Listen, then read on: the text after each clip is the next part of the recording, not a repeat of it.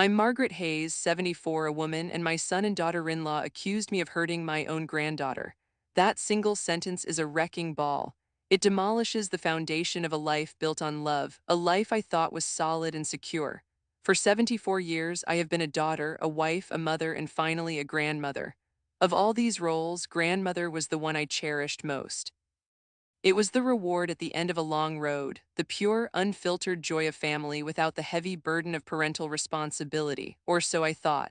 My granddaughter, Clara, was the sun my little world revolved around.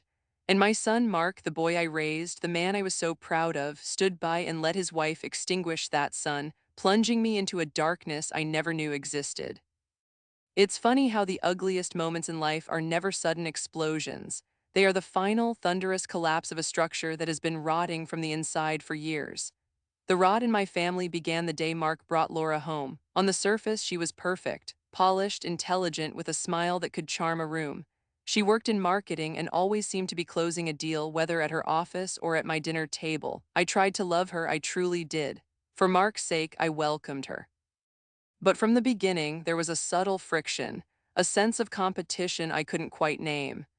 She treated my relationship with Mark not as the foundation upon which his life was built, but as an outdated piece of architecture that needed to be renovated or, preferably, torn down to make way for her newer, sleeker design. I remember one of our first Christmases together. For 40 years, I've hosted Christmas Eve. It was my late husband, David's, favorite tradition. The whole house would smell of pine and roasting turkey, and I'd make his mother's famous gingerbread cookies. It was a legacy. But Laura, in her second year with us, suggested we do something more modern. She wanted to go to a sterile, overpriced restaurant downtown. "It's just easier, Maggie," she'd said, calling me by a nickname I've always disliked. "No one has to cook or clean." Mark, who had always loved our Christmas Eves, looked at me with a soft, pleading expression. He was already caught in her web, desperate to avoid any conflict. "It might be nice to try something new, Mom," he'd mumbled, not meeting my eyes. I relented. I sat in that cold restaurant, picking at a piece of sea bass, the laughter around me feeling hollow. My home was dark and silent for the first Christmas Eve in 4 decades. That was the first time I felt like a stranger in my own family. Then there was the matter of my home itself. After David passed, the house felt enormous. It was a beautiful old Victorian filled with memories, but far too much for one woman. Mark and Laura were living in a cramped two-bedroom condo at the time. I made them an offer. "Why don't you two move in here with me?" ID said over Sunday lunch. "There are 4 bedrooms, we could have our own spaces, and you could save for a down payment on your own place without the pressure." Mark's eyes lit up. He loved this house, but Laura's smile was tight.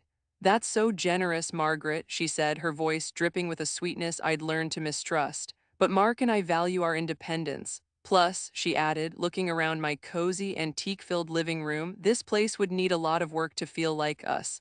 It was a clear rejection, wrapped in a backhanded insult. They stayed in their condo and a year later bought a house in a sterile new subdivision an hour away, stretching their finances to the absolute limit. The message was clear. She would rather be in debt than under my roof. The birth of Clara was supposed to change everything.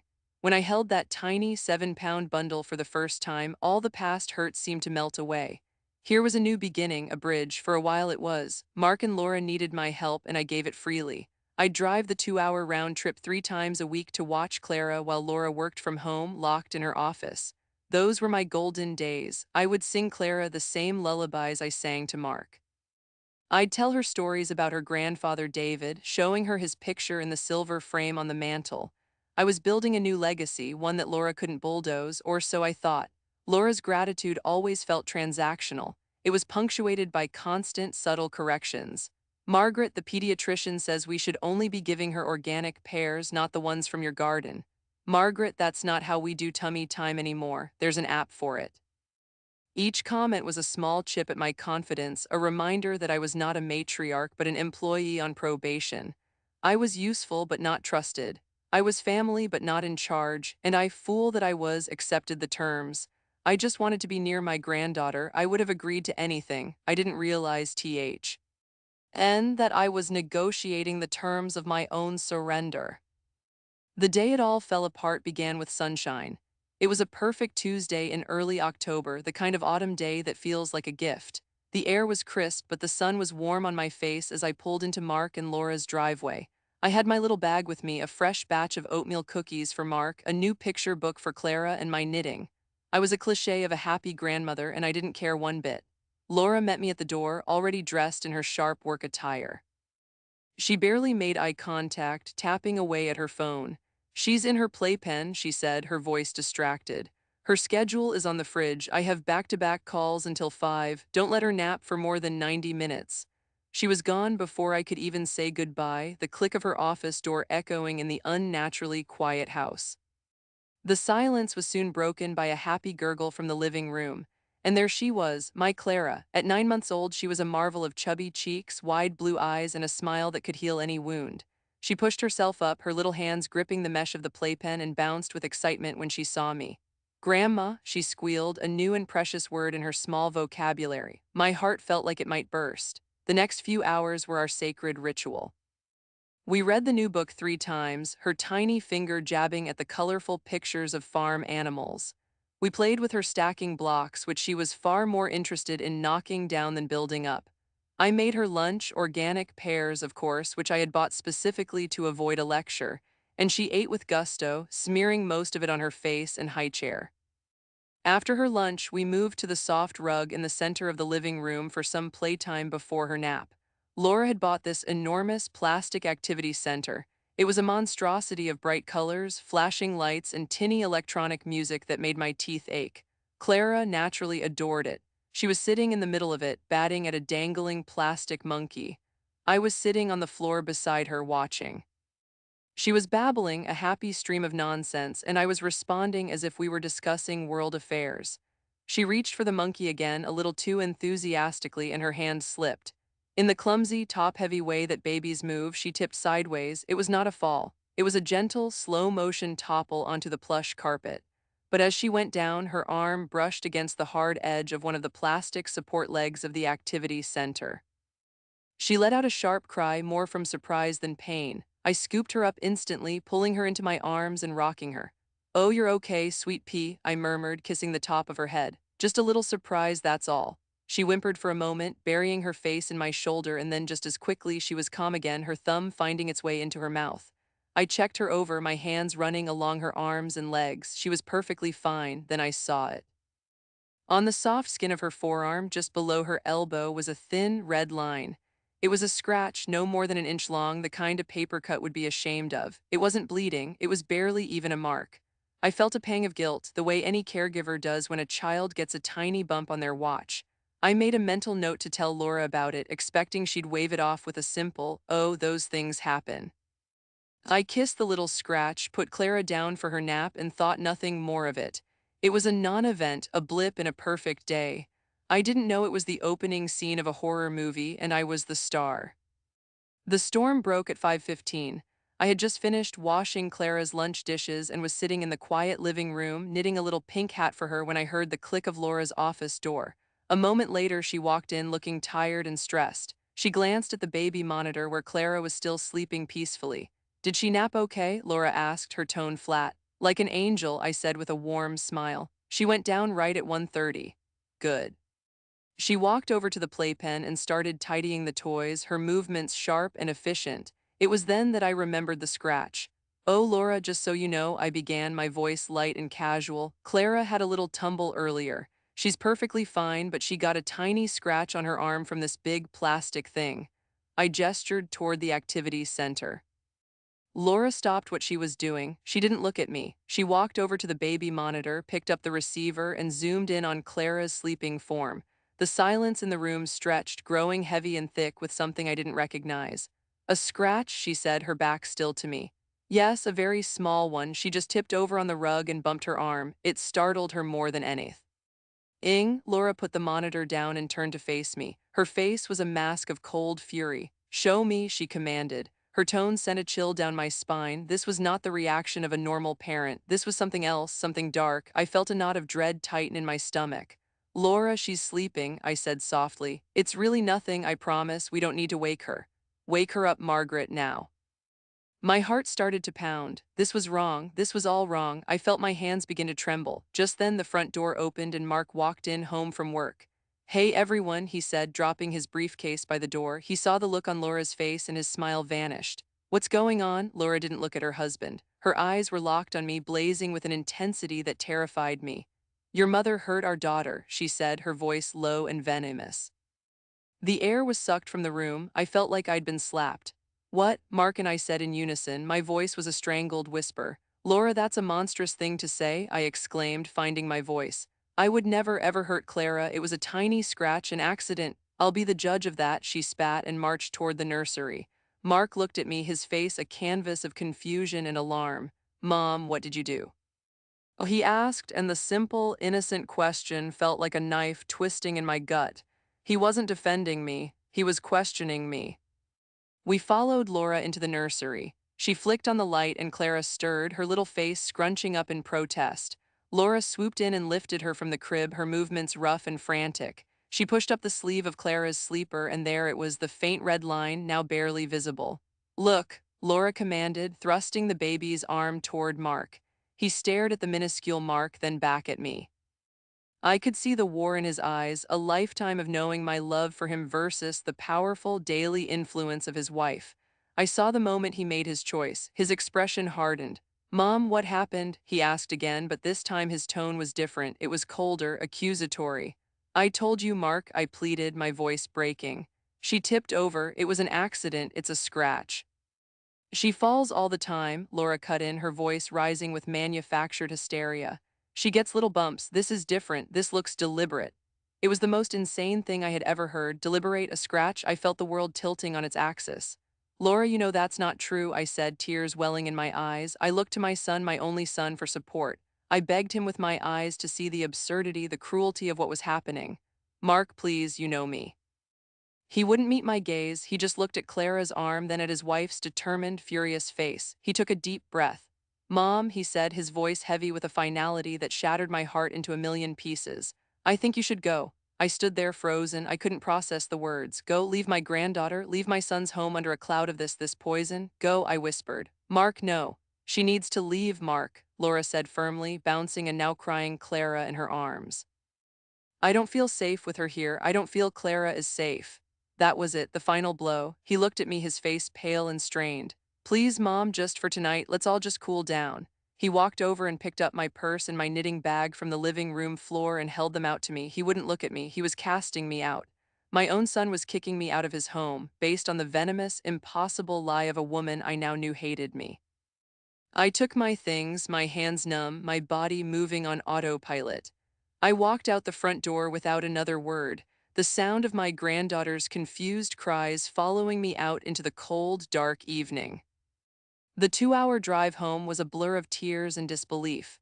Streetlights smeared across my vision, headlights became abstract bursts of white. My heart wasn't just broken, it felt like it had been surgically removed without anesthesia.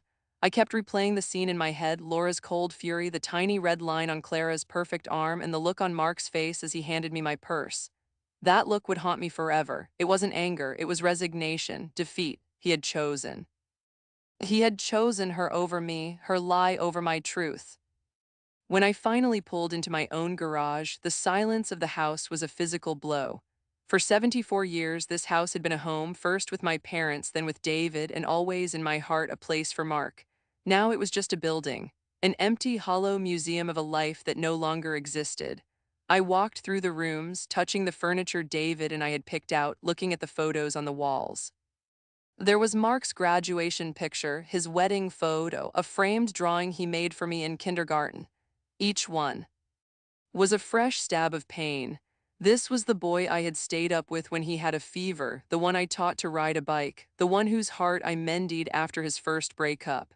How could that boy become the man who looked at me like a stranger, a potential threat to his own child? The first few days were a fog of grief.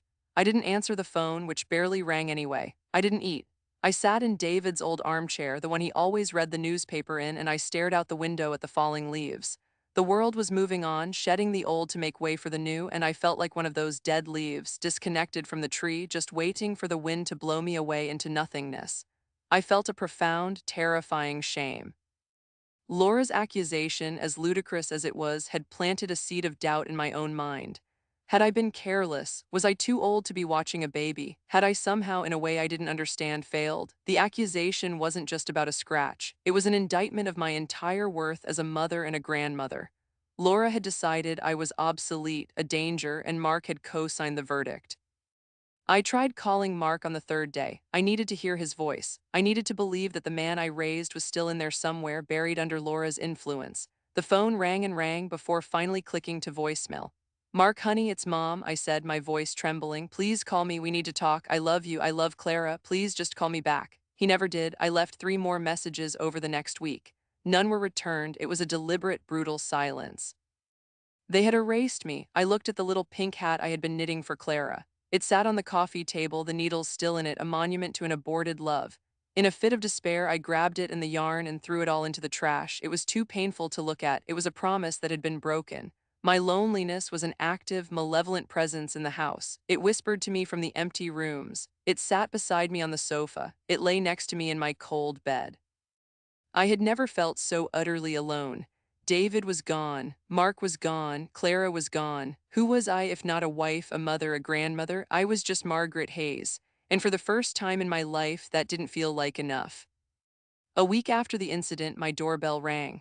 The sound was so foreign that I jumped. I hadn't had a visitor in what felt like a lifetime. I ignored it, hoping they would go away. But then the ringing was followed by a series of firm, insistent knocks. Margaret Hayes, I know you're in there. Open this door or I'm calling the fire department to break it down. Don't think I will. It could only be one person. Elizabeth Chen, Liz, my best friend of 30 years. A force of nature packed into a 5'2" frame. I dragged myself to the door and opened it. Liz stood there, her arms crossed, her sharp eyes taking in my disheveled appearance. The same robe I'd been wearing for 3 days, my uncombed hair, the dark circles under my eyes. She didn't say, "Are you okay?" She just pushed past me into the house. "Good Lord, Margaret, it smells like despair in here," she announced, marching over to the windows and yanking open the curtains. Sunlight streamed in, and I recoiled like a vampire. Liz surveyed the living room, her eyes landing on the full wastebasket where the pink yarn was still visible. "Okay," she said, turning to face me. "I gave you a week to wallow. Now you're going to talk. I called Mark to ask why you weren't answering your phone, and he gave me some vague, pathetic excuse about you needing space. So what did his viper of a wife do this time?" I collapsed into the armchair, and the whole story came pouring out of me in a torrent of sobs and broken sentences. I told her about the perfect day, the little scratch, Laura's terrifying rage, and Mark's betrayal. I told her about the silence, the unanswered calls, the feeling of being erased from my own life. Liz listened patiently, her expression growing harder and colder with every word. When I was finished, crying so hard I could barely breathe, she didn't offer a hug or empty platitudes. She went to the kitchen, came back with a glass of water and put it in my hand. "Drink," she ordered. I did. "Now listen to me," she said, her voice firm but not unkind. "You are Margaret Hayes. You raised a good son who has temporarily lost his mind and his spine. You are the victim of a malicious, calculated attack by a deeply insecure woman. You have done nothing wrong. Do you understand me?" I nodded weakly. "Good," she said, pacing the room like a general planning a battle. "Crying is done, wallowing is over, now we fight back." "Fight back?" I whispered. "How, Liz? What can I do? They have my granddaughter, they have my son." "They have them for now," she said, her eyes glinting. "But we have something better, the truth. This Laura, she's smart, but she's arrogant people make mistakes, we just have to find them." Liz, a retired paralegal, started questioning me like she was preparing for a trial. She made me go over every single detail of that day, every word that was said. "Think Maggie," she urged, using the nickname I only allowed from her. "What was different about the house? Anything new? Anything out of place?" I shook my head, my mind a fog. "I don't know, everything was the same furniture, the same toys." But as I said it, a memory surfaced, a small detail I had dismissed. "Wait," I said, sitting up straighter. "There was something new, the baby monitor. Laura mentioned it a few weeks ago. She said she was upgrading to some fancy new system. It had a big screen and she said something about it having cloud storage." Liz stopped pacing. A slow, predatory smile spread across her face. It was the smile that had terrified opposing counsel for 30 years. "Cloud storage," she repeated, her voice dripping with significance. "As in it records video and saves it to the internet." My heart skipped a beat. "Yes, I think so. She said she liked it because she could check in on her phone when she was traveling for work." Liz clapped her hands together once, a sharp, decisive sound that cut through the gloom in the room. "That's it," she declared. "That's our weapon. That camera saw everything. It saw you playing with Clara. It saw the accidental topple. It saw a loving grandmother comforting a startled baby. It's the impartial witness that will burn Laura's lies to the ground." For the first time in a week, a tiny flicker of hope ignited within me. The image of that camera, silently recording the truth, was a lifeline. "But how do we get it?" I asked. "They would never give it to us. They'd delete it."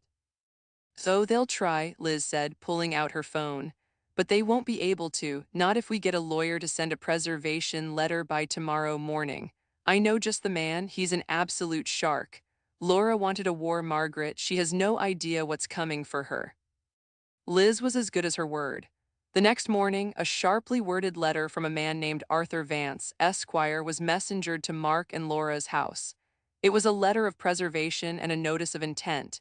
It legally demanded that they not delete, alter, or destroy any and all video footage from their home security and baby monitoring systems from the date of the incident.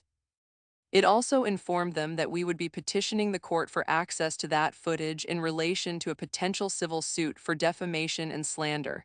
Liz called it throwing a grenade into their living room. The waiting was the hardest part. For 2 weeks, the silence from their end was absolute. My hope began to fray. I imagined Laura and Mark laughing at the letter, deleting the footage, and daring us to do something about it. Liz was my rock. "Let them stew, Maggie," she'd say over our daily phone call. "The shark is circling. They have two choices: comply and be proven liars, or refuse, be held in contempt of court, and look guilty as sin. There's no third option." Finally, Mr. Vance called. Mark and Laura, through their own hastily hired lawyer, had agreed to turn over the footage. Their lawyer undoubtedly had told them that obstruction would be a catastrophic mistake. A date was set. Mr. Vance, Liz, and I would meet at his office to review the video file that their lawyer would provide. I barely slept the night before. I felt like my entire life, my name, my honor was hanging in the balance, all dependent on a few megabytes of data stored on a server somewhere. I walked into Mr. Vance's polished downtown office feeling sick with nerves. He was a tall, imposing man with kind eyes, and he shook my hand firmly. Liz was already there, looking completely calm. The file was loaded onto a large screen in the conference room. "Mrs. Hayes," Mr. Vance said gently, "are you ready?" I nodded, unable to speak. He pressed a play. The screen filled with the familiar image of Clara's nursery, a slightly grainy, wide-angle view from the camera mounted on the wall. The time stamp in the corner confirmed it was the day of the incident, and there I was. We watched in silence for the next hour. We saw me singing to Clara. We saw me making funny faces at her. We saw me helping her stack her blocks. It was a portrait of pure, uncomplicated love. Then came the moment. We watched as we moved to the living room rug. We saw the big plastic activity center. We saw Clara babbling happily. And then we saw it, the gentle, clumsy topple, the brush against the plastic leg, the brief, startled cry. We saw me scoop her up instantly, rocking her, kissing her head, calming her in seconds. It was exactly as I had described. It was a non-event, a perfect picture of my innocence. Tears of relief streamed down my face. Liz squeezed my hand under the table. "There you have it," Mr. Vance said, a note of satisfaction in his voice. Thigh. S is unequivocal. But then he held up a hand. "Wait, let's keep watching." The video continued. It showed me putting Clara down for her nap. It showed me cleaning the kitchen. It showed me sitting down to knit. And then at 5:08 p.m., it showed Laura entering the living room. We watched her go to the monitor. We watched her turn and accuse me. We watched the entire horrifying confrontation unfold, all from the camera's silent, objective viewpoint. But the most damning part came after I left. The living room camera, which Laura had obviously forgotten was also part of her new security system, captured what happened next. It captured Mark pacing the floor, looking distraught. "Laura, are you sure?" he asked, his voice audible on the recording. "A scratch? It seems like nothing. She's my mother." And then Laura's reply, her voice dripping with a venom that chilled me to my core. "It's not about the scratch, Mark, don't you see? It's never going to stop. She'll always be here, telling us how to raise our daughter, judging me, making me feel like I'm not the real mother. We needed a reason, a permanent one. Now we have it. It's her word against mine, and you will back me up." The room was silent. There it was, a confession, a clear, premeditated plot to sever me from my family using the most heinous lie imaginable. It wasn't an overreaction, it was a character assassination. Mr. Vance slowly turned to look at me. His kind eyes were now filled with a cold fire. "Mrs. Hayes," he said, "this is no longer a civil matter for slander. What your daughter-in-law did, knowingly filing a false report of child abuse, is a felony. She could go to prison." Armed with a copy of that video, I was no longer a victim. I was a woman with a choice. Mr. Vance explained my options clearly. I could sue them for defamation, a long and expensive process that would air all our dirty laundry in public. Or I could take the video to the district attorney and press criminal charges against Laura for filing a false report. That path was quicker, more definitive, and could result in her having a criminal record, losing her job, and even facing jail time. For a day, I savored the thought of righteous, legal vengeance. I imagined Laura in a courtroom, her lies exposed, her perfect life in ruins. It was a dark, satisfying fantasy. But what would it achieve? It would destroy my son's family. It would mean my granddaughter's mother could go to prison. It would incinerate the last, tiny ember of hope that my family could ever be whole again. Liz understood my conflict. "Revenge is a poisoned chalice, Maggie," she told me over coffee. "Sometimes true power isn't in destroying your enemy, but in holding their fate in your hands and choosing mercy on your own terms." Her words resonated deeply. I didn't want to destroy them. I wanted them to understand the depth of the wound they had inflicted. I wanted them to be accountable. I decided on a third option. My own. I called Mark. For the first time in over a month, he answered on the first ring. His voice was timid, frightened. "Mom, Mark," I said, my voice steady and cold. "I have the video footage from your house on the day I was accused of hurting my granddaughter. My lawyer has a copy and Liz has a copy. It shows everything, including Laura's confession to you after I left, where she explains exactly why she lied." The silence on the other end of the line was deafening. I could practically hear his world collapsing. "Be at my house tomorrow at noon," I continued. "Come alone, both of you." I hung up before he could respond. The next day, they arrived precisely at noon. They looked like they were walking to their own execution. Laura's face was pale and blotchy, her usual confident poise completely gone. Mark looked 10 years older. They stood awkwardly in my foyer until I gestured for them to sit on the sofa. Liz was with me, sitting in David's armchair like a silent, formidable judge. I remained standing. "I'm not going to play the video for you," I began, my voice devoid of the emotion that had racked me for weeks. "You know what's on it, I know what's on it, and we all know what the district attorney would do with it."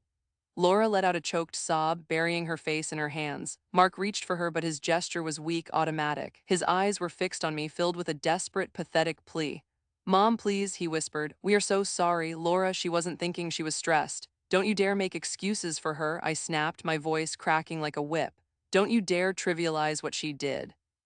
She didn't just lie, Mark. She used your daughter, my granddaughter, as a weapon to destroy me, and you let her. You stood there and you let her." I turned my attention to Laura, who flinched as if I had struck her. "You were jealous," I said, not as a question, but as a statement of fact. "You were so insecure in your role as a wife and a mother that you saw my love for my Miley as a threat to your power, so you tried to eliminate me. You were willing to brand me a child abuser, to ruin my life just to have Mark and Clara all to yourself." "I'm sorry," she wept, her words muffled. "I'm so, so sorry. Please don't press charges. Please don't send me to jail. Think of Clara." "I have thought of nothing but Clara," I said, my voice dangerously quiet. "I have thought about her growing up without her grandmother. And now I am forced to think about her growing up with a mother in prison. You put me in this impossible position." This was the moment, the choice, revenge or resolution. I took a deep breath. "I am not going to the police," I said. The relief that washed over their faces was so profound it was sickening, but I held up a hand to stop their flood of gratitude. "This is not forgiveness," I stated clearly. "This is a ceasefire, and it comes with terms. My terms, they are not negotiable." Mark nodded eagerly. "Anything, Mom, anything." "First," I said, looking directly at Laura, "you will write a letter. In it, you will confess to knowingly and maliciously lying about me. You will explain your reasons. You will send this letter to every family member and close friend you told your original lie to. You will clear my name as publicly as you tarnished it." Laura nodded, sobbing. "Second, you will both enter into family counseling with a therapist of my choosing. You will attend for a minimum of 1 year. Your marriage is broken and my son has lost his way. You will fix it." Mark nodded again, his eyes full of shame. Third, I will have unrestricted, unsupervised access to my granddaughter whenever I wish. You will never again question my judgment or my love for her. You will never again make me feel like a visitor in my own family. I paused, letting the weight of my words settle in the room. And finally, I said, my voice dropping, you will learn to live with the knowledge that I have a copy of this video. And if you ever for 1 second step out of line, if you ever show me anything less than the respect I deserve, I will not hesitate to use it. Your future, Laura, is in my hands. It is an act of grace that you still have one. Do not make me regret it. They agreed to everything. They would have agreed to anything. They left my house not forgiven but bound by a contract of my making. I had not sent my enemy to jail. Instead, I had put her in a prison of her own making, and I held the only key. The months since have been quiet. They are keeping their promises. The letters were sent. The therapy began. I see Clara twice a week. There is a strained politeness, a wide berth of respect they now give me. But the warmth is gone, replaced by the chilling knowledge of what lies beneath. I learned that family isn't just about blood, it's about trust. And when trust is betrayed so profoundly, the family you knew dies. You can try to build something new on the rubble, but the foundation will always be cracked. I didn't choose revenge, but I didn't choose forgiveness either. I chose self-preservation. I chose my dignity. I learned that sometimes the most powerful thing a woman can do is not to fight, not to flee, but to stand her ground and rewrite the rules of the war that was brought to her doorstep.